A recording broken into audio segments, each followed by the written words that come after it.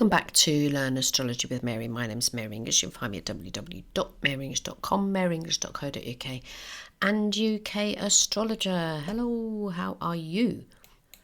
I seem to be reasonably recovered from the bout of COVID that I had, which means that I probably won't sound quite as croaky this week. Now, I mentioned in my February newsletter that watching or reading the news at the moment is detrimental to your mental health. And I quoted in there what I like to do to be able to avoid the news. And what I like to do is to be able to immerse myself in creativity, either mine or someone else's. And I might have mentioned prior that I have an older sister who's a creative writer and a poet and novelist, and a few years ago she created a thing called a Book of Hours, an online entity, which I think I mentioned once before when I did the podcast about poetry. But anyway, it's called the Book of Hours, and in it there are various poems of hers that have been made into various films with the poem as the centre of each film. So it was a collaborative endeavour. She did it with people from all over the world, and one or two of the films ended up in sort of places where films, I don't know what the word is now. But anyway, I think at least two of the films ended up winning awards. Now, she didn't make the films. These are her poems that have been made into films. And so what I want to talk about today is what a Book of Hours is and how the heck does that relate to astrology. And in the newsletter, I also mentioned what Book of Hours are, because this is Lucy, my sister, Lucy English. You can Google and find her. I think she's lucyenglish.com. That books of hours were religious things in the Middle Ages, which I'm going to talk about a bit more in a minute. But what she's done is what's called secular, so there's no religion in it whatsoever. And I think actually people that are brought up devoutly Catholic that reject it at some point in their life become rather anti-religion. I haven't. I'm not completely anti-religion. I'm not pro-religion either, because I'm an astrologer. I border and sit on the fence. But what are books of hours, Mary, and what and how do they relate to astrology in any way? Now, a lot of times when people are condemning astrology, they'll, especially if they come to it via a religious perspective, they'll go, it's all garbage and God is the centre of the universe, and to worship planets, which astrologers don't do, is wrong. But there was, during the Middle Ages, a period of 200 years where the signs of the zodiac and the zodiac as a thing were put into these books of hours. So I'm going to read to you today from a book called A Book of Hours, and it's by a guy called Dr. T. Tolley, published by Studio Editions, London. It's a very teeny little book with beautiful illustrations in it, and I'm going to put into the show notes the links to some of the illustrations, because I can't link directly to the ones that he's got in the books. Two of them I think I can, but the others, they're sort of buried so deeply into the internet and I sort of lost the will to live while I was trying to find out where they are. But anyway, I will also put a link to the book itself, and I will read to you the section in it that talks about how the signs of the zodiac were a thing back then, which they are not now. Okay, so if you were to go to a church or read a book on religion, you will not get religion and astrology in the same sentence. So yeah, let me just explain what a Book of Hours is. So a Book of Hours was a prayer book that was developed for just bog standard members of the public so that they could read every day a different bit of scripture, and also the hours were divided up to be able to say prayers, etc. Yeah. And books of hours were produced continuously for, as I say, for 200 years, and nearly all of them contained the signs of the zodiac.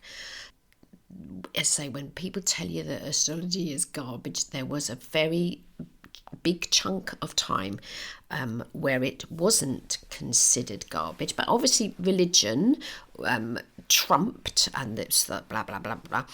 But astrology was a day-to-day event. It wasn't ignored. Okay, you with me? So books of hours were prayer books that members of the public could have, and they could read them, and they could pray, and they could do these things over certain hours. And I'll explain more about them in a minute. And the astrology was part and parcel of that. In fact, there's a place in Bath that I went to, NIck Campion, because he does the MA in Cultural Astrology and Astronomy. You can take an MA in the sky and the worship of it and how that's evolved over the years. So it's not strictly astrology, but you don't learn astrology on that MA. You are studying the connection between us on Earth and the stuff above our heads. But the guy who runs it, NIck Campion, is an astrologer. I went to their end of year, so they get their MAs and then they do their dissertations and stuff. And one of the buildings that's in Queen Square in Bath, the ceiling of this particular address has all the signs of the zodiac, so all the little cherubs and stuff on the ceiling of this place are the various different signs of the zodiac. And I'd walked in there for this talk, and the first thing that hit me was like, oh my goodness, look at those beautiful illustrations that are on the ceiling of this place, or around the walls. Can't remember exactly. I can't remember if it was on the ceiling around the walls, but I was more astounded by that than I was about any of the talks. Actually, there were two very good talks.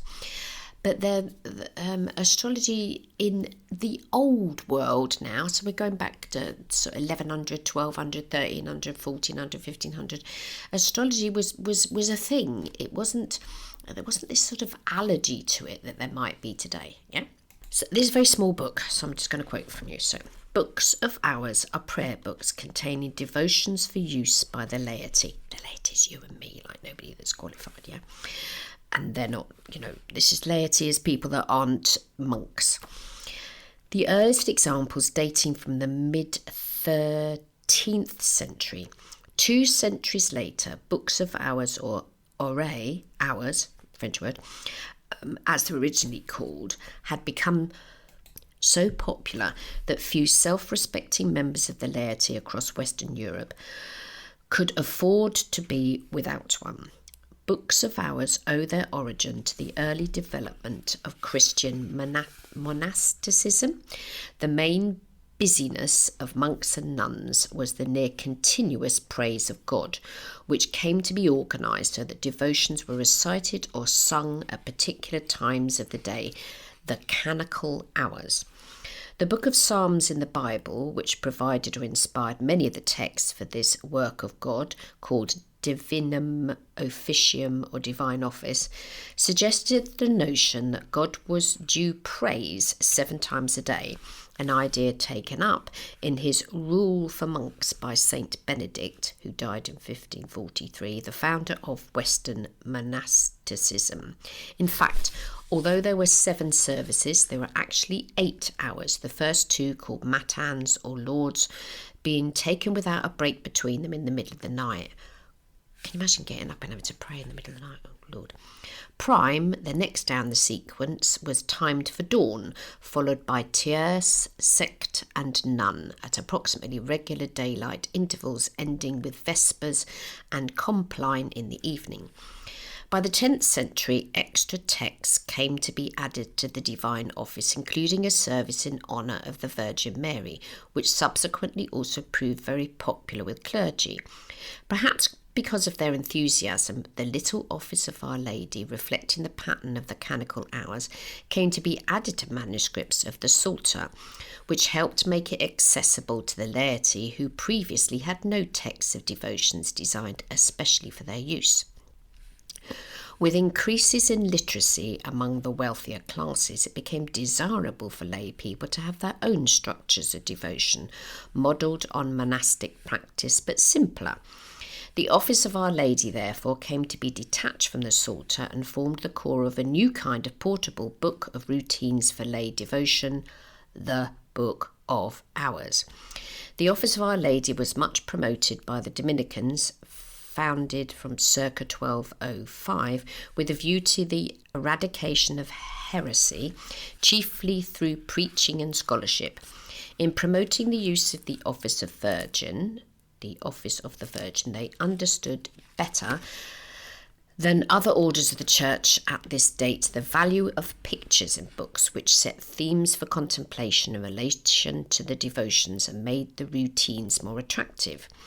Images might also have made a Book of Hours seem relevant to the illiterate, helping to teach the Bible stories, the main argument the Church advanced in favour of paintings throughout the period. By the early 14th century, there emerged a straightforward cycle of images for illustrating the office of Virgin, which remained in use for 200 years. Blah, blah, blah, blah, blah, blah. The Annunciation for Matins, Visitation for the Lords, Nativity for the Prime, Annunciation to the Shepherds for the Tears, Adoration of the Magi, Presentation in the Temple for Known, Flight into Egypt, and or Massacre of the Innocents. Oh, they're so violent. But anyway, blah, blah, blah, blah. Ending with the Entombment or Resurrection for Compline. The text of the Office of the Virgin was made up of certain psalms, which were supplemented by prayers, lessons, hymns, and antiphons. The precise selection and arrangement of these items varied according to the custom of the diocese or personal preference. And then we've got, this is the important bit, all orae contain textually more than just the Office of the Virgin. Almost invariably, they began with a calendar necessary to help follow the feast and saints' days during the course of the year. Two iconographic cycles predominate: labours of the months, showing seasonal activities, and zodiac signs, and they got plates 3, 4, 17, 24 and Aquarius opposite. The calendar was usually followed by gospel lessons for the major feasts of the Church of the year, like Christmas. Since the lessons were extracted from all 4 Gospels, it was traditional to illustrate them with 4 evangelists. After the Gospel extracts might come a popular prayer.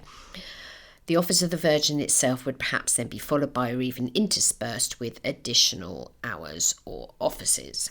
So I won't read anymore because we're now going deeply into religion here. But I just thought it was lovely how back then, so we're talking hundreds of years ago now, they'd stick the signs of the zodiac into their prayer books. These are books of prayers. So you've got everything from Aquarius and onwards. Not that Aquarius even is the beginning of the zodiac, because it isn't, we know that. But in their Book of Hours, they'd start with January. So I've got a link so you can have a look at one. And in there, it's the Book of Hours by Flippy. I can't remember who it was now. Hold on. Yeah, so this is one that's actually in the book itself. It's called The 13 Riches Heures of Jean Bouc de Berry.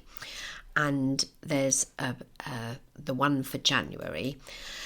And in January, you'll see the symbol for Capricorn, the symbol for Aquarius, which is the water carrier, and also, in my book it says, in the semicircle above are representations of the relevant zodiac signs Capricorn and Aquarius, and Apollo, the sun god. Now it's really, really beautiful.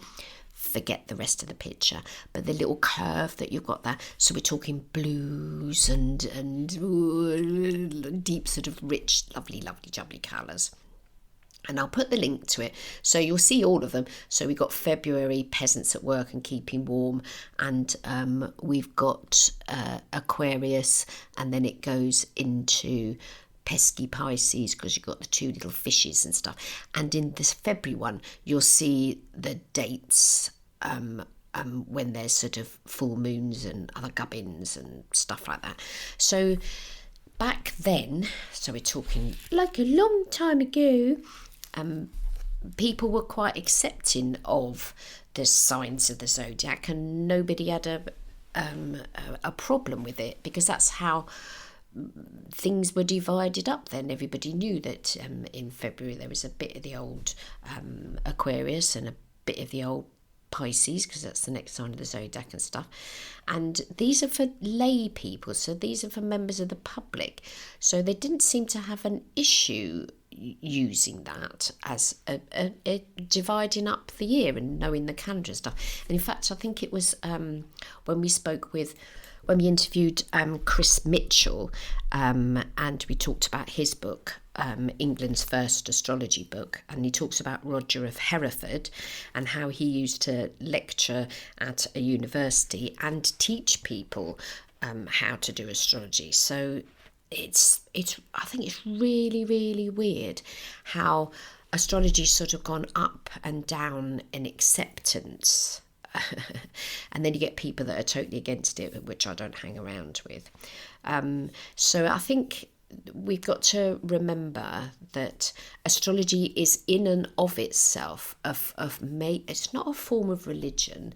It is a belief system for sure. There's no two ways about it, because as much as you might try and prove something and go, oh, here's all the maths and here's all the science and stuff, astrology is a belief system, because we've got no way of proving that that Jupiter is all about benevolence and happy lucky things and relating that to a planet. It isn't, and does it need to be, is my question.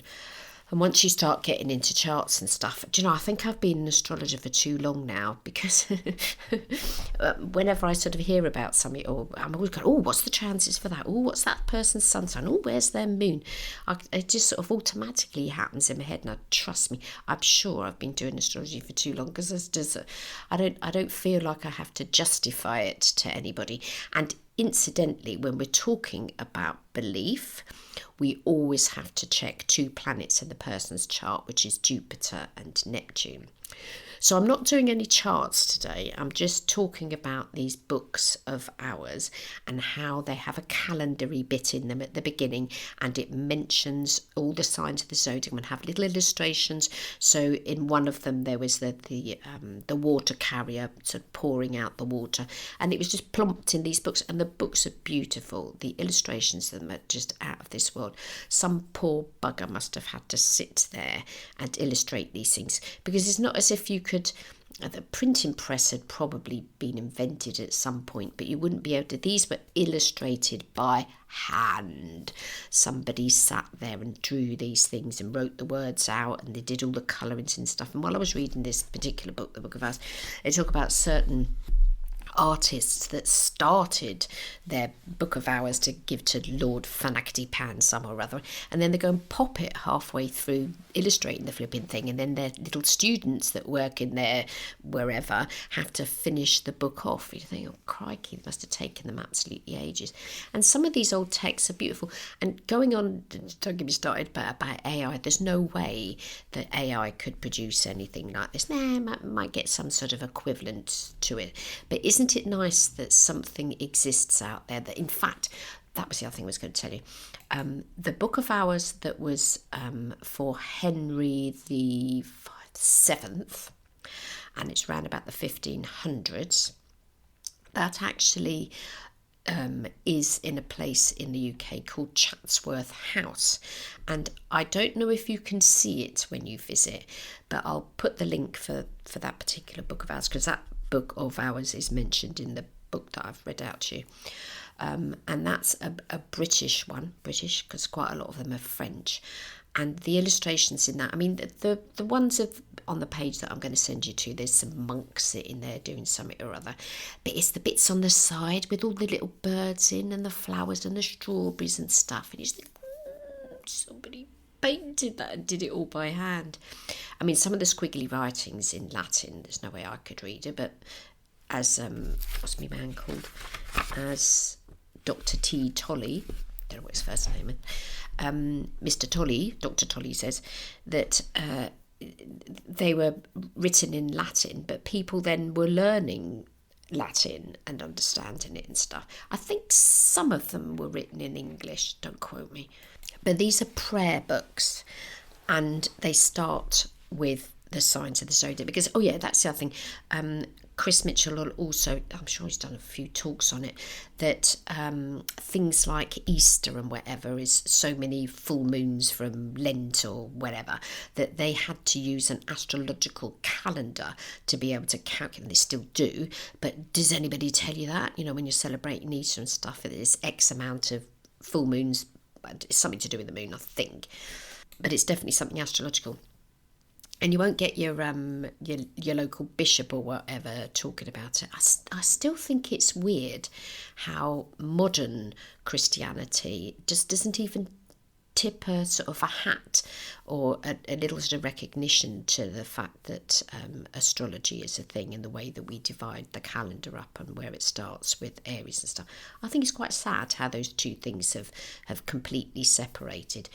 And in fact, if you're ever in Italy and you go to the Vatican, there's plenty of astrological books in their archives, tons of the Philippine things, because it's at some point various different astrologers were into Christianity and stuff, and the two things sort of held hands, and then everybody divided. And the best book, if you want, I've mentioned this book before, if you want to hear about like the history of it and how detailed it got and how mad it went at one point, is Astrology from Ancient Babylon to the Present by P.G. Maxwell Stewart. I'm still halfway through reading that because I'm reading about 6 other books at the minute, but that's amazing. And again, I've got just the chapter there of medieval astrology, because they got up to quite a lot then. Those astrologers got up to loads.